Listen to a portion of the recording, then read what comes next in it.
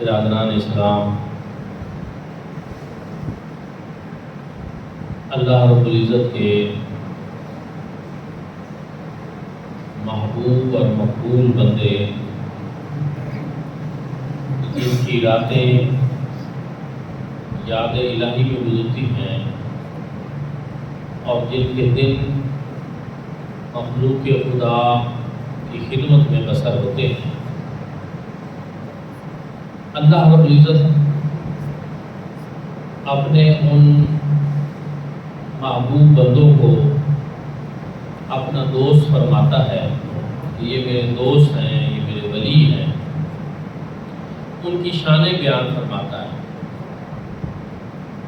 یقین جانیے کہ کیا مقام اور مرتبہ ہوگا اس شخص کا کہ جس کو اس کا خالق اور مالک کہے کہ یہ تو میرا دوست ہے، یہ میرا ولی ہے۔ اور یہ اولیاء ولی کی جمع ہے۔ الا ان اولیاء اللہ، خبردار بے شک جو میرے دوست ہیں، جو اولیاء اللہ ہیں، لا خوف علیہم ولا هم یحزنون، انہیں نہ کوئی خوف ہے اور نہ کوئی غم ہے۔ آج اگر دنیا کے کسی ایم پی اے، ایم این اے، وزیر سے کسی بندے کا تعلق بن جائے تو وہ اس پہ بڑا فخر کرتے ہیں، لوگوں کو باتوں باتوں میں بتا رہا ہوتا ہے کہ وزیر صاحب سے میرا بڑا تعلق ہے جی، وزیر اعظم کے پاس میرا آنا جانا ہے۔ اس پہ وہ غرور میں مبتلا ہو جاتا ہے، فخر کرتا ہے، لیکن پتہ نہیں وزیر اعظم اس کو جانتا بھی ہو یا نہ ہو۔ اور دنیا کے یہ تعلق ہم نے دیکھا ہے کہ اکثر عارضی ثابت ہوتے ہیں، مفادات پہ ثابت ہوتے ہیں، بڑے بڑے تعلق بدلتے ہم نے دیکھے ہیں۔ لیکن پروردگار عالم کے ساتھ جس کا تعلق جڑ جاتا ہے اور رب جس کو اپنا محبوب بنا لیتا ہے، وہ تعلق اس دنیا میں بھی قائم رہتا ہے اور اس بندہ خدا کے اس دنیا سے چلے جانے کے بعد بھی وہ تعلق بھی قائم رہتا ہے، اس کی برکات بھی ظاہر ہوتی رہتی ہیں اور مخلوق خدا کو بھی پتہ چلتا رہتا ہے اللہ کے بندے کی عظمت اور شان کیا ہے۔ آج کل لاہور میں داتا حضور کا عرس پاک شروع ہو چکا ہے، اس کی تقریبات جاری ہیں۔ 981واں عرس ہے، 981 سال۔ آپ اور میں، ہماری اتنی عمر نہیں، ہم سارے لوگ جو ہیں 50 60 70 والے ہیں، جس سے پیچھے کا ہمیں اتنا پتہ نہیں۔ چلو زیادہ معلومات ہوں تو اپنے باپ دادا ان کی عمر کے لوگوں کے بارے میں ہم جانتے ہیں، 100-50 سال اور پیچھے کا کر لیں۔ 981 سال میں تو بڑا سفر ہے، صدیوں کا سفر ہے، تو معمولی بات نہیں ہے۔ اگر میں کہوں کہ آپ اور میں آمے سے ہر بندہ تو پیچھے اپنے باپ دادا کی پشتیں یاد کر کے ہمیں بتائے کہ آج سے 200-400 سال پہلے وہ کون لوگ تھے، ہمیں وہ نہیں پتا۔ ہمیں اپنے باپ دادا کی کوئی 2-4-5 پشتوں سے آگے کوئی پتہ ہی نہیں، ہمیں ان کا علم ہی نہیں ہے، نام بھی شاید پتہ نہ ہو، وہ کہاں رہتے تھے، کیسے زندگی گزارتے تھے، کیا ان کے شب و روز تھے، امیر تھے، غریب تھے، کچھ بھی پتہ نہیں۔ حالانکہ اپنے باپ دادا سے ایک بندے کی فطری طور پر محبت ہوتی ہے، وہ جاننا چاہ رہا ہوتا ہے اور ایک فطری لگاؤ ہوتا ہے، لیکن معلوم نہیں دوستوں اور بھائیوں۔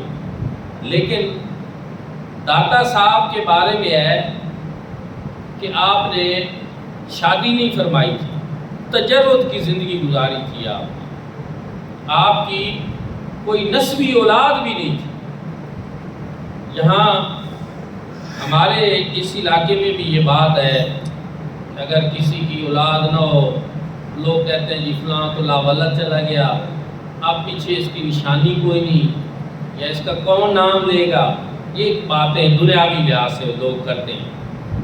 لیکن یہ میں آپ کو بتاؤں، یہ بھی ہم دنیا کے لحاظ سے سوچتے ہیں، لیکن رب جس کا نام بلند کرنا چاہے، رب تعالیٰ جس کی شان بلند کرنا چاہے، اس کے لیے یہ دنیا کے ضابطے پھر نہیں ہیں، اولاد ہے یا نہیں، خونی رشتہ دار ہیں یا نہیں، کوئی ضرورت نہیں ان چیزوں کی، بس رب کی محبوب بندوں کی لسٹ میں اس کا نام ہونا چاہیے۔ پھر دنیا دیکھتی ہے 980 سال گزر گئے، 981واں عرس ہے، لیکن کس شان سے عرس ہو رہا ہے،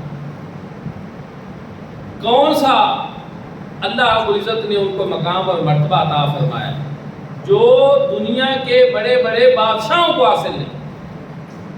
ان 981 سالوں میں اس برے صغیر کی دھرتی پہ کتنے جاہ و جلال والے بادشاہ آئے، کتنی سلطنتیں قائم ہوئی، لیکن آج ان بادشاہوں میں سے بہت سارے ایسے ہیں جن کا نام بھی، ان کے نام مٹ گئے، ان کی قبریں معلوم نہیں ہیں، لیکن داتا صاحب کا مزار آج زندہ ہے، وہاں ہر وقت قرآن پاک پڑھا جائے، وہاں رونقیں لگی، غریبوں کو لنگر مل رہا، کوئی پوچھتا ہی نہیں کہ آپ امیر ہیں غریب ہیں، ہر وقت وہاں لنگر تقسیم ہو رہا۔ بہت سارے لوگ تو واقعی لاہور میں ایسے ہیں جو اپنے گھر کھانا نہیں پکاتے، وہ داتا صاحب جا کر لنگر کھا، ان کا اس طرح سلسلہ چل رہا۔ یہ کیا ہے؟ یہ وہ چیز ہے کہ جو آپ دنیا کے مال و دولت کے ساتھ ایسی سخاوت کا مظاہرہ نہیں کر سکتے۔ اگر ایسا ہوتا تو جو دنیا کے بادشاہ گزرے ہیں آج ان کے لنگر چل رہے ہو، کہ نہیں چلا سکے ہو، ممکن ہی نہیں ہے۔ یہ لنگر مال و دولت سے نہیں چلتے، دنیا کے بادشاہ نہیں چلاتے، یہ لنگر تو میرا رب چلاتا، اس کا ایک نظام ہے، ڈیوٹیاں لگا دی ہیں۔ میں نے کئی مرتبہ جو ہے مجھے پتہ چلا ہے کہ باہر کے ملکوں میں بیٹھے ہوئے لوگ وہ پاکستان میں بندوں کو پیسے بھیجتے ہیں کہ جا کر ہمارے نام کی ایک دیگ جو ہے وہ داتا صاحب نے تقسیم کر، انتظام ہے۔ اور واقعی ایسا ہے، یعنی کچھ لوگوں کا تو مجھے پتہ ہے، پتہ نہیں کتنے روزانہ وہاں پہ ایسے ہوں گے۔ یہاں حیران کن باتیں ہیں یہ دوستوں اور بھائیوں، یہ وہ چیزیں ہیں جو اللہ پاک کی طرف سے اس کے محبوب اور مقبول بندوں کی مقبولیت کی نشانیاں ہوتی ہیں۔ یہ ایک انتظام خداوندی ہے جو بندوں کا انتظام نہیں ہے۔ جب اللہ کسی کو اپنا محبوب بنا لیتا ہے تو وہ اس طرح انتظام فرماتا ہے، رونقیں لگ جاتی ہیں، ان کا نام زندہ کر دیا جاتا ہے، لنگر چل رہے ہوتے ہیں، وہاں قرآن پڑھا جا رہا ہوتا ہے۔ جمعے پہ آپ دیکھیں تو لاہور میں جتنے لوگ داتا صاحب کے حضور جمعے والے دن حاضری دیتے ہیں اور مسجد میں جو رونق ہوتی ہے، ہزاروں کی تعداد اللہ کے بندے۔ اب اس میں آپ اور میں، ہمارے لیے درس کیا ہے، ہمارے لیے سوچنے کی بات کیا ہے، ہمارے لیے پیغام کیا ہے کہ ہم بھی اللہ کے ان بندوں کا راستہ اپنائیں، جس راستے پہ وہ گامزن رہے، جو ان کی تعلیمات تھی، جو کچھ انہوں نے کیا۔ داتا صاحب نے اپنا گھر بار چھوڑا اور دور اس وقت لاہور میں ڈیرا لگایا جب خالی کوئی مسلمان تھا۔ صحیح تو ہمیں معلوم نہیں کہ پتہ نہیں اس وقت کوئی مسلمان تھا یا نہیں، کوئی ہوں گے تو چاند ایک ہوں گے، لیکن آج ان کی برکت سے آپ دیکھیں کہ آج تو زندہ دلانے جو لاہور ہیں، ان کا شہر جو ہے وہ پورے کا پورا مسلمانوں کی بستی، ایک مرکز ہے پاکستان کے اندر مسلمانوں۔ اور بعض لوگ تو کہتے ہیں کہ داتا صاحب برے صغیر میں اور یہ اللہ کا جو روحانی نظام ہے اس کے بہت بڑے قطبیت کے مقام پہ فیصلہ۔ تو دوستوں اور بھائیوں، دنیا کے بادشاہوں کے نقش قدم پہ چلنے سے بھی وہ چیز حاصل نہیں ہوتی جو اللہ کے محبوب اور مقبول بندوں کے نقش قدم پہ چلنے سے حاصل۔ انجام ہمارے سامنے ہے نا، لاہور میں کئی بادشاہ مدفون ہیں لیکن لوگوں کو نام کا نہیں پتا۔ میں خود ایک مرتبہ گزر رہا تھا، مجھے ایک دوست نے بتایا کہ یہ جو قبر ہے بالکل روڈ کے کنارے، یہ دربار، یہ مزار جو ہے، یہ قبر جو ہے، یہ بادشاہ ہے قطب الدین ایبک، اس کی ہے۔ مسلمان تھا، میں نے کہا چلو ہم فاتحہ پڑھتے ہیں۔ یقین جانے ہم وہاں پہ گئے، اس کی پوری قبر جو ہے، چونکہ روڈ پاس سے گزرتا ہے نا تو وہ گاڑیاں دھول اڑاتی ہیں، ساری قبر مٹی سے بھری، کوئی صفائی کا انتظام ہی نہیں۔ داتا صاحب پہلے بھی جو کمپلیکس تھا وہ اپنی مثالات تھا، آج کل اس کی تعمیر نو ہو رہی اور ایک نئے طریقے سے عالی شان کمپلیکس بنے گا۔ داتا صاحب کی مسجد کی شان آپ دیکھیں، پھر ان کا مزار اب ایک نیا کمپلیکس بن رہا ہے اور وہاں خوشبوئیں ہوتی ہیں، وہاں قرآن پاک کا فیض تقسیم ہو رہا ہوتا ہے، نیچے مدرسہ بھی بنا ہوا ہے، بچے وہاں قرآن پاک پڑھتے ہیں، علماء تیار ہوتے ہیں، ایک برکت ہی برکت۔ لیکن دنیا کا ایک بادشاہ جو لاہور میں ہی ہے لیکن اس کی قبر پہ کوئی فاتحہ پڑھنے والا، کوئی اس کی بات ہی نہیں پوچھتا۔ تو صرف یہ ایک مثال نہیں، اور بھی بہت ساری مثالیں یہ ہمارے سامنے ہے۔ تاریخ اللہ والوں کی تاریخ اور ہے، دنیا کے بادشاہ اور دنیا پرستوں کی تاریخ اور ہے۔ یہ ہمارے اوپر ہے کہ ہم کن لوگوں کو اپنا ماڈل بناتے ہیں، کن کے پیچھے چلتے ہیں، کس طرح ان کی سیرت کو اپناتے ہیں۔ تو میرے بھائی اور دوستو، اگر آپ بھی چاہتے ہیں کہ نام زندہ ہو جائے، اللہ کے محبوب بندوں کی لسٹ میں نام آ جائے، تو پھر ہمیں بھی اپنا تعلق اللہ رب العزت سے جوڑنا۔ قرب خدا کے کئی راستے، کئی طریقے ہیں۔ نماز قرب خدا کا ایک بہترین ذریعہ، ارکان اسلام میں سے اہم رکن ہے۔ حضور نبی کریم صلی اللہ علیہ وسلم نے اس کی بڑی تلقین فرمائی ہے، اور قرآن پاک کے اندر نماز کا ذکر باقی عبادات سے زیادہ ہے۔ قرب خدا کا بہترین ذریعہ، فرائض میں سے اہم فرض ہے، تو سب سے پہلے تو فرائض کی پابندی یہ ضروری ہے۔ قرب خدا کے لیے فرائض کی پابندی بہت ضروری ہے، پھر واجبات، سنت مبارکہ، اور پھر نوافل بھی قرب الہی کا ذریعہ۔ آج کل بدقسمتی سے لوگ نماز پڑھتے ہیں فرض اور بھاگ جاتے ہیں، سنتیں، نوافل، ان چیزوں کو اہمیت نہیں دیتے، حالانکہ نوافل قرب خدا کا ذریعہ ہے۔ اور قرآن پاک میں وہ آیات جن میں اللہ رب العزت نے راتوں کو جاگ کر عبادت کرنے والے مسلمانوں کی تعریف کی ہے، وہ صرف فرض والوں کی نہیں، وہ نفل والوں کی۔ فرض والوں نے تو فرض پڑھنے ہی ہوتے ہیں، وہ کن لوگوں کی تعریف کی گئی ہے؟ والذین یبیتون لربہم سجدا وقیاما۔ اللہ کے کچھ بندے ایسے ہیں جن کی راتیں اس حال میں گزرتی ہیں کہ وہ راتوں کو یا رکوع کر رہے ہوتے ہیں یا سجود کر رہے ہوتے ہیں، اللہ کی بندگی کر رہے ہوتے ہیں۔ تو اللہ رب العزت نے یہ تعریف نفل نماز راتوں کو پڑھنے والوں کی کی ہے، جو تہجد پڑھتے ہیں، جو نوافل ادا کرتے ہیں۔ تو اس لیے قرب خدا کا ایک ذریعہ جو ہے وہ نوافل ادا کرنا، اور دوسرا جو ہے وہ مخلوق خدا کی خدمت، اپنے معاملات کو بہتر کرنا۔ کہ صرف فرائض، واجبات، سنن کے ساتھ ساتھ جو ہمارے ارد گرد کے معاملات ہیں، اخلاقیات ہیں، لوگوں کے ساتھ لین دین ہے، طرز زندگی ہے، طرز معاشرت ہے، ان ساری چیزوں میں ایک خوبصورتی لانا، یہ قرب خدا کا ایک بہترین ہے۔ حضور نبی کریم صلی اللہ علیہ وسلم نے ارشاد فرمایا، تم میں سب سے بہتر ایمان والا وہ ہے جس کے اخلاق سب سے اچھے۔ پھر حضور نبی کریم صلی اللہ علیہ وسلم نے فرمایا کہ جس کو نرمی دی گئی اس کو سب سے بہتر بھلائی عطا کی۔ نرمی ایسی چیز ہے، نرم دلی، اخلاقیات، یہ چیزیں ان سے بھی ہم غافل ہیں۔ تو اللہ پاک ہم سب کو اور یا اللہ کے نقش قدم پہ چلنے کی توفیق عطا فرمائے، ان کی تعلیمات سے بہرہ ہونے کی بھی توفیق عطا فرمائے۔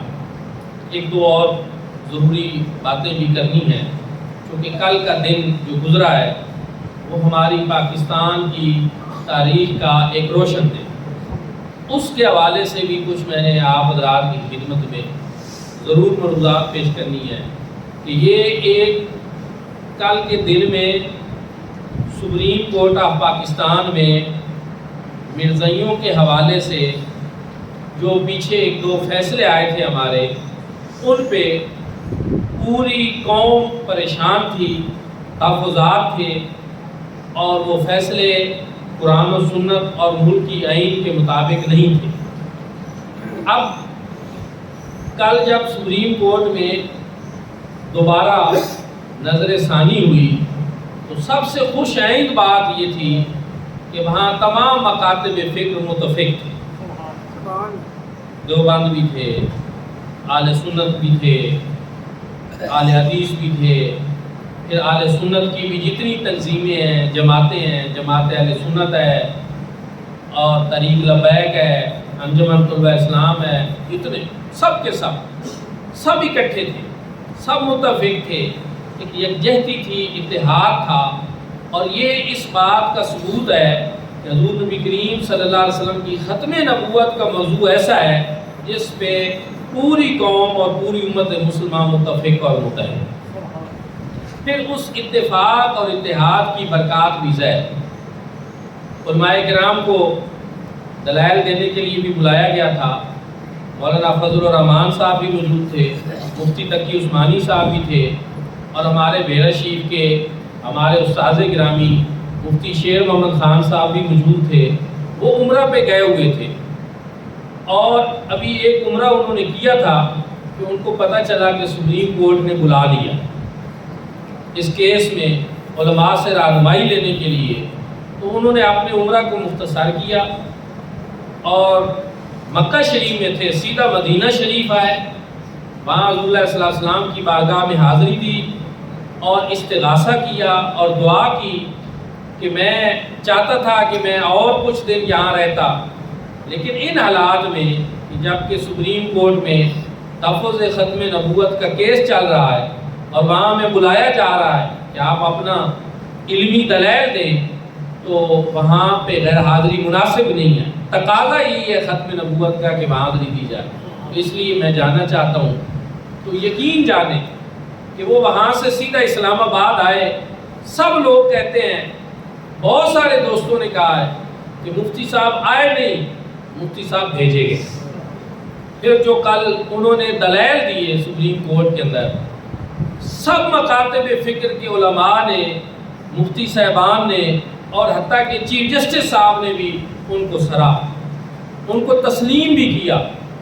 اور ان کی ایک خاص بات میں آپ کو بتا دیتا ہوں جو ان کے دلائل کی تھی، جو دوسروں سے بہت منفرد تھی، وہ یہ تھی کہ جب امتناع قادیانیت آرڈیننس بن چکا ہے اور فیصلہ ہو چکا ہے کہ یہ لوگ دائرہ اسلام سے خارج ہیں قرآن و سنت کی روشنی میں، ملکی آئین کی روشنی میں، تو اب یہ فیصلہ مطلق ہے۔ اب اس کے اوپر چنانچہ یہ وہ گنجائشیں نکالنا، ایسی حرکتیں کرنا، اس کی گنجائش کسی جج کو، کسی کو نہیں ہے، کیونکہ مقننہ نے یہ فیصلہ جب مطلق کر دیا ہے تو یہ باتیں پھر اور کون ہوتا ہے، چاہے وہ سپریم کورٹ کا جج ہی کیوں نہ ہو، تو ایسی حرکتیں کرے یا چیف جسٹس بھی ہو۔ انہوں نے کہا یہ بات، سب نے کہا کہ یہ بات ٹھیک ہے کہ جب فیصلہ ہو چکا ہوا ہے، آئین بن چکا ہے، تو اب اس کے اوپر یہ ان باتوں کی گنجائش نہیں ہے۔ وہ جو باتیں اس میں تھیں، پھر سپریم کورٹ آف پاکستان نے ان کو حذف کرنے کا کہا اور اپنے فیصلوں کو واپس لیا، اور کہا کہ قادیانی جو ہیں نہ پبلک پلیس پہ اور نہ اپنے گھر میں کہیں بھی وہ کوئی کسی قسم کی تبلیغ نہیں کر سکتے، کیونکہ یہ بات طے شدہ ہے کہ ان کی تبلیغ جو ہے وہ قرآن کے خلاف ہے، سنت کے خلاف ہے، ختم نبوت کے خلاف ہے۔ اس لیے الحمدللہ یہ ایک خوش عین بات ہے، اور پھر یہ چیز ثابت ہو گئی ہے کہ جو وقتاً فوقتاً یہ باتیں ہوتی تھی کہ کوئی ایسے قوانین میں ترامیم کر لے گا یا کوئی ایسا سوچا جا سکتا ہے، تو کل کے دن نے ثابت کیا ہے کہ جب تک یہاں پاکستان میں کلمہ گو مسلمان موجود ہیں، الحمدللہ ان کی موجودگی میں ایسا سوچا بھی نہیں جا سکتا، ایسا تصور بھی ممکن نہیں ہے۔ تو یہ اللہ کا کرم ہے۔ میں یہ سمجھتا ہوں کہ اس فیصلے سے ہمارے ملک کے اوپر بڑے مثبت اثرات پیدا ہوں گے، بڑا اچھا پیغام اور بڑا اچھا میسج جائے گا اسلام دشمن قوتوں کو کہ یہ کسی صورت میں بھی ختم نبوت کے اوپر کمپرومائز نہیں کرتے، اور ہو بھی نہیں سکتا، ممکن ہی نہیں ہے۔ یہ اسلام کی اساس ہے، اسلام کی بنیاد ہے، تو یہ اس کی جتنی تحسین کی جائے کم ہے۔ اس میں جتنی جماعتوں نے حصہ لیا، جتنے قائدین وہاں پہ گئے یا جن نے دعائیں کی، جو وہاں نہیں پہنچ سکے لیکن جذبات تو سب کے تھے، تو ہم سب کو سلام عقیدت پیش کرتے ہیں، سب کے جذبات کی قدر کرتے ہیں، اور یہ جذبات رہنے چاہیے، یہ ہمارے ایمان کا حصہ ہیں۔ اور اللہ پاک کی بارگاہ میں دعا ہے کہ اللہ پاک وطن عزیز کو سلامت رکھے اور اس ملک میں قرآن و سنت کی بالادستی ہو۔ ایک اور بات اس مسجد کے جمعہ کے حوالے سے کرنی ہے کہ اکثر میں دیکھتا ہوں کہ جب میں تقریر ختم کرتا ہوں، باہر نکلنے کے لیے جانا چاہتا ہوں، تو دروازے پہ کافی رش لگا ہو، جبکہ سامنے والی صفوں میں بہت ساری جگہ جو ہے وہ خالی ہو۔ مسجد کے آداب میں سے یہی ہے کہ پہلی اگلی صفوں میں بیٹھا جائے، پہلی صفوں میں اجر و ثواب بھی زیادہ ملتا ہے۔ سب سے عام بات یہ ہے کہ پیچھے آنے والوں کو مجبوراً گردن نہیں پھلانگی پڑتی۔ اب جب ظاہر ہے کہ اگلی صف میں جگہ خالی پڑی ہوگی، پیچھے رش ہوگا، تو کسی کو گزر کر آنا پڑے گا آگے، لیکن وہ جب گردنیں پھلانگے گا تو یہ عمل کسی لحاظ سے پھر مناسب نہیں ہو، گردنیں پھلانگنے والے کے لیے بھی اور جن لوگوں کے اوپر سے وہ گزر کر آ رہا ہوتا ہے ان کے لیے بھی مناسب نہیں ہو۔ سب سے بہترین کیا ہے کہ جب آپ آئیں تو سب سے پہلے آنے والے اگلی صفوں میں بیٹھیں، پچھلوں کے لیے پیچھے جگہ چھوڑ دیں۔ اگلی صفوں میں ثواب بھی زیادہ ملتا ہے، اجر بھی زیادہ ملتا ہے۔ اور مجھے تو اب کئی سال جمعہ پڑھاتے ہو گئے ہیں، آپ سب کو پتہ ہے کہ میں کوئی خطرناک مولوی نہیں، جس کے قریب آنے سے کوئی اللہ معافی دے آپ کو کوئی پریشانی ہو، تو محبتوں میں اضافہ بھی ہوتا ہے، قرآن و سنت کے دلائل سننے ہوتے ہیں۔ میں تو ایک گناہگار سا انسان ہوں، میں اپنے لیے تو یہ بات نہیں کر رہا، لیکن بہرحال یہ ہے کہ جہاں جو بھی کوئی قرآن و سنت بیان کر رہا ہو تو وہاں اللہ پاک کی طرف سے انوار و تجلیات ظاہر ہو، اس کی برکات ہوتی ہے۔ قرآن پاک کا ایک نور ہوتا ہے، سنت مبارکہ کا ایک نور ہوتا ہے، اس کی برکات ہوتی ہیں، وہ حاصل انہی کو ہوتی ہیں جو اس قرب کے دائرے میں۔ آپ ایک چیز، دوسری چیز یہ کہ مسجد میں سب سے زیادہ رحمتیں کہاں نازل ہوتی ہیں؟ امام صاحب کے مصلی، یہ حدیث پاک کا مفہوم ہے بیان کا۔ پھر اس کے بعد جو امام صاحب کے بیان ہی پیچھے کھڑا ہوتا ہے، پھر اس کو، پھر اس کے دائیں، پھر اس کے بائیں، پھر اس کے پیچھے۔ یہ حدیث پاک سے بھی کیا ثابت ہو رہا ہے کہ امام صاحب کے مصلی کے محراب کے قریب قریب ہونا چاہیے، کوشش کرنی چاہیے، اجر زیادہ ملتا ہے، ثواب زیادہ ملتا ہے، رحمتیں زیادہ ہوتی ہیں اور برکتیں زیادہ ہوتی ہیں۔ تو میں امید کرتا ہوں کہ یہاں تو ویسے بھی ماشاءاللہ اس ہماری جامع مسجد شامدان کے اندر جو میں دیکھتا ہوں کہ آپ ماشاءاللہ سارے باشعور لوگ ہیں، پڑھے لکھے ہیں اور محبت والے ہیں، کوئی ایسی بات نہیں۔ تو آپ کے لیے تو اشارہ ہی کافی ہے، زیادہ آپ طویل بات کرنے کی ضرورت ہی نہیں ہے۔ تو میں امید کرتا ہوں کہ آئندہ جمعوں سے جب آپ آئیں گے، آپ آگے بیٹھیں گے، پہلی صفوں کو پورا کریں گے، پیچھے آنے والے اپنی روٹین میں پیچھے بیٹھ جائیں گے، جہاں جگہ ملے گی وہاں پہ بیٹھ جائیں گے۔ اللہ پاک عمل کی توفیق عطا فرمائے۔ آخر دعوانا الحمدللہ۔